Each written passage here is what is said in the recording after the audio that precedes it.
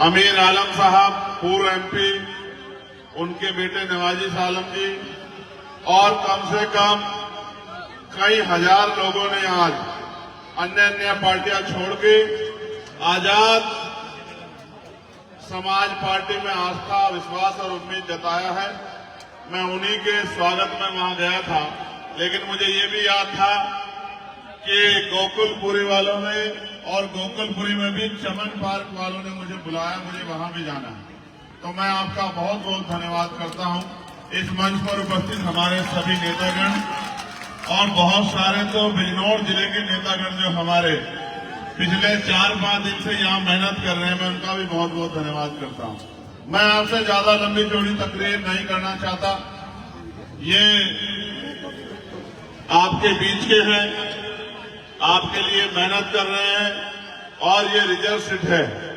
आपको यहाँ अपने लिए एक बेहतर उम्मीदवार चुनना है जो आपकी आवाज को उठा सके। एमएलए तो आपने पहले भी बनाए हैं, कई पार्टियों के बनाए हैं, लेकिन शायद आपने उस एमएलए को कभी विधानसभा में आपके हकों के लिए बोलते नहीं देखा होगा। और जिसको आप वोट देते हो उसके ऊपर ये जिम्मेदारी देते हो कि वो आपके हकों के लिए बोले, आवाज उठाए और आपकी समस्या का हल करे। ये एरिया देख के ऐसा नहीं लगता कि ये वही दिल्ली है जिस दिल्ली में चारों तरफ हर चौक पे एक फोर्स का जवान या पुलिस का सिपाही खड़ा होके दिल्ली की रक्षा कर रहा है। साफ सुथरी दिल्ली, पीने के लिए बढ़िया पानी, अच्छी हवा, नाली की व्यवस्था शानदार। ऐसा लगता है दिल्ली में नहीं विदेश में, लेकिन वो अमीरों की दिल्ली है। ये मेरे और आपके जैसे गरीबों की दिल्ली है, जिसको देख के ऐसा लगता है कि हम बिजनौर नगीना के किसी कोने में खड़े हैं। प्यारे साथियों, मैं आपसे कहना चाहता हूं कि आपको अपनी लड़ाई को लड़ने के लिए एक मजबूत कंधे की जरूरत है, मेरे जैसे कंधे की, जो मिट तो सकता लेकिन झुक नहीं सकता, जो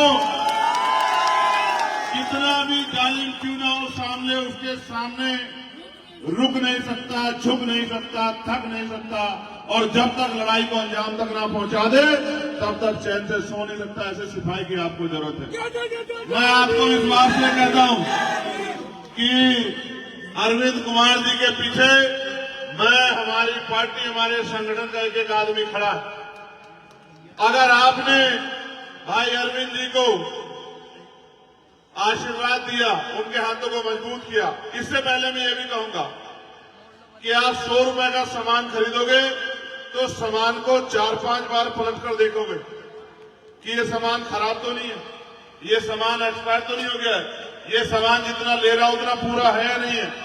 लेकिन जब आप 5 साल का मुस्तकबिल तय करने वाली वोट डालने जाते हो तो एक बार नहीं सोचते जिसको वोट दे रहे हो कल इसको कहीं ढूंढ लोगे नहीं ढूंढ लोगे, ये आपकी कहीं मदद कर देगा नहीं कर देगा, आपकी आवाज उठा देगा नहीं उठा देगा, आपके लिए लड़ लेगा नहीं लड़ लेगा, आपकी परेशानी में कभी आपके साथ खड़ा होकर आपको अपने भाई, अपने दोस्त होने का एहसास दिला देगा नहीं दिला देगा।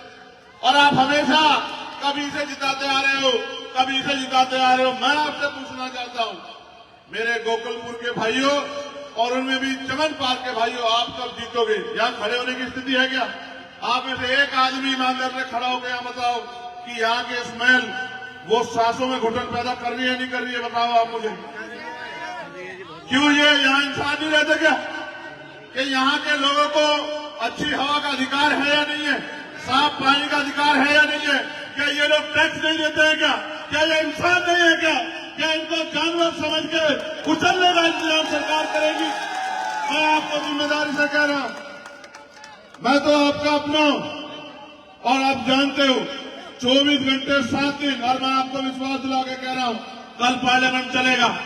और कई ऐसे मुद्दे उत्तर प्रदेश के जहां उत्तर प्रदेश में जुल्म हुआ है, संबल से लेके और अयोध्या तक, और वहां की सरकार ने गरीबों का मजाक उड़ाने का काम किया। कल पार्लियामेंट चलेगा।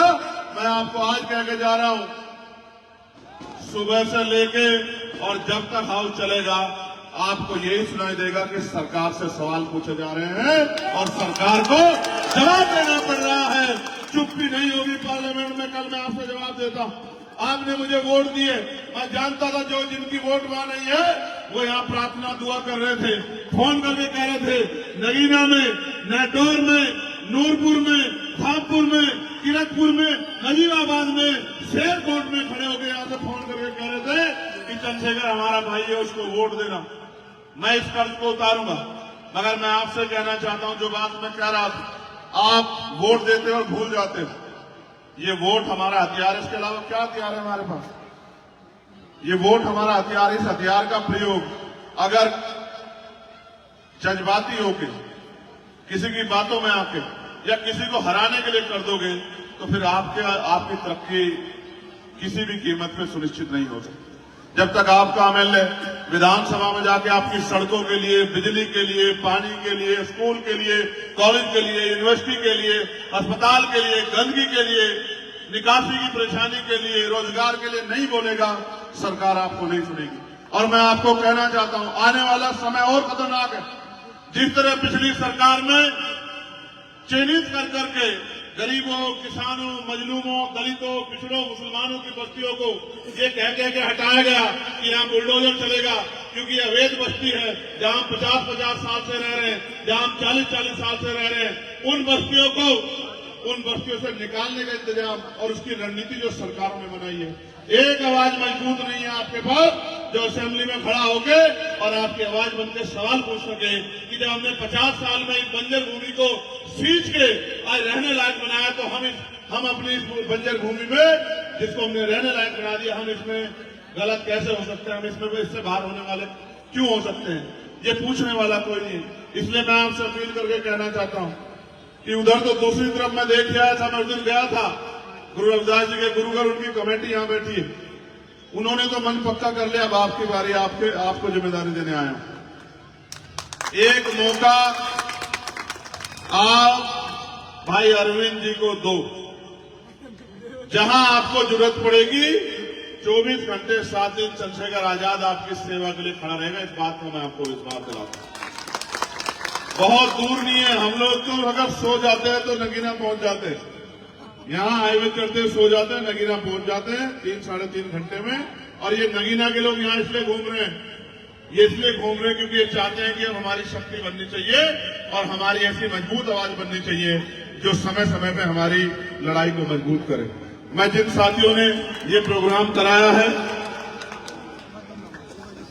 ये कुछ ज्वाइनिंग भी है, ये हमारे नेता सलीम अंसारी साहब इतने बड़े कागज लाते हैं, जब भी लाते हैं, असलम अंसारी साहब, दिलशाद अंसारी साहब, सरताज अंसारी साहब, असलम अंसारी जी दूसरे, तनवीर अंसारी, इंसार अंसारी, अरशद अंसारी, इमरान मुल्ला जी, इमरान अंसारी जी, जाहिद अंसारी जी, तारिक अंसारी, नदीम अंसारी, अयूब अंसारी, सारे नहीं आगे क्या, सानिम अंसारी, रिजवान अली, साहिद अंसारी, सोएब अंसारी, अनीस अंसारी, मोहम्मद अली अंसारी, मोहम्मद मुंसार, सलीम शेख, गुफरान अंसारी, इरफान अंसारी, रियासत भाई अंसारी, रईस प्रधान जी, परवेज कटारिया जी, मोइनुद्दीन सैफी जी, आसिम मलिक जी, नईम मलिक जी, निशान मलिक जी, अरशद मलिक जी, सलाउद्दीन मलिक जी, इरफान अंसारी जी, दिलशाद कुरैशी, सदाकत अंसारी, सोनू अलवी साहब, उवैस इकबाल जी, जमील मलिक, साकिब मलिक, सोहेब मलिक, दानिश मलिक, फरदीन मलिक, जुनैद मलिक, आप सबका मैं बहुत बहुत धन्यवाद करता हूं। आपको एक ही विश्वास दिला सकता हूं, आप जानते हैं मेरे किरदार को। क्या कभी किसी पे जुल्म हुआ तो चंद्रशेखर ने पीछे लाइन में खड़े होकर इंतजार किया, आगे बढ़कर सामने किया? बताओ ईमानदारी से, पूरी जिम्मेदारी से बताओ, सामना किया या पीछे खड़े होकर इंतजार किया? बताओ। तो फिर एक मदद मेरी कर देना, मैं जानता हूं और हम तरीका भी जानते हैं, आप भी जानते हो कि हमारी जड़ें इतनी मजबूत है कि हम रात रात में बहुत कुछ बदल सकते हैं। जब जानते हो नहीं जानते हो, तो यहां मैं आपको जिम्मेदारी के तौर पे कह रहा हूं, फोन उठाओ, जेब में देखो, निकालो, निकलेगा, देखो जेब में डालो, जेब में हाथ है फोन, इस फोन में नंबर होंगे नहीं होंगे गोकुलपुरी के, एक फोन। भाई 8 घंटे हम लोग अपना घर चलाने के लिए मेहनत करते नहीं करते हैं? इज्जत की जिंदगी जीने के लिए, अधिकार के साथ जिंदगी जीने के लिए, अपनी लड़ाई लड़ने के लिए, 5 साल के लिए अपना भविष्य तय करने के लिए, क्या हम आने वाले 2-3 दिन 1 घंटा फोन भी यूज नहीं कर सकते क्या अपना? कर सकते हैं, नहीं कर सकते? तो फोन निकाल के 1 घंटा गोकुलपुरी वालों को फोन करना कि इस बार वोट को इधर उधर नहीं डालना। इस बार क्या है हमारा निशान? इनको पूछ रहा हूं, क्या है निशान? क्या है निशान? नहीं, ये केतली कहाँ है? वो केतली दिखाओ। ये केतली है ना? सारी सरकार देख ली, अब की बात देख ली। ये केतली नहीं, अलादीन का चिराग है। क्या है देखो, ये बताओ। हमने मोदी जी से केतली छीन ली है। अब जब केतली नहीं होगी तो चाय पिला के जनता का बेवकूफ भी नहीं बना पाएंगे। ठीक है, अभी केतली छीनी, आगे चाय वाला कारोबार भी खत्म कर देंगे। ठीक है, फिर ये काम भी हम पे रहेगा, तो जनता का नुकसान भी नहीं कर पाएंगे। एक बात और कहनी, सुनो, ये भाजपा के लोग कह रहे हैं 500 रुपए का सिलेंडर देंगे। कह रहे हैं, नहीं कह रहे हैं? और ये कह रहे हैं कि भाई हम 2500 रुपए महिलाओं को भी देंगे। कह रहे हैं ना? मैंने इनसे अभी पूछा, नहीं अभी की सुन लो, छोड़ दो पुरानी। मैंने इनसे पूछा, भाई उत्तर प्रदेश की जनता ने तो आपकी सरकार बना रखी, उनको दे दो 500 का सिलेंडर, वहां की महिलाओं को दे दो 2500 रुपए, हरियाणा वालों ने अभी ताजी बने उनको दे दो, उत्तराखंड वालों को दे दो, मध्य प्रदेश राजस्थान वाले दे दो। इनको देना कुछ नहीं है, इनका बस चले तो ये हमारी रोजी रोटी भी बंद कर दे और ये हमारे सांस लेने का अधिकार भी छीन ले। इनका इलाज परमानेंट करना पड़ेगा। इसलिए बहादुर लोगों की जरूरत है, और बहादुर लोगों में से एक अरविंद कुमार आपके बीच में है। दोनों हाथ उठा के भाई अरविंद को आशीर्वाद देके ये विश्वास दिला दो कि इस बार आप अपनी वोट से ताकत बनाएंगे और अपने भाई चंद्रशेखर आजाद को लड़ाई लड़ने की हिम्मत दोगे। दोगे नहीं दोगे बताओ?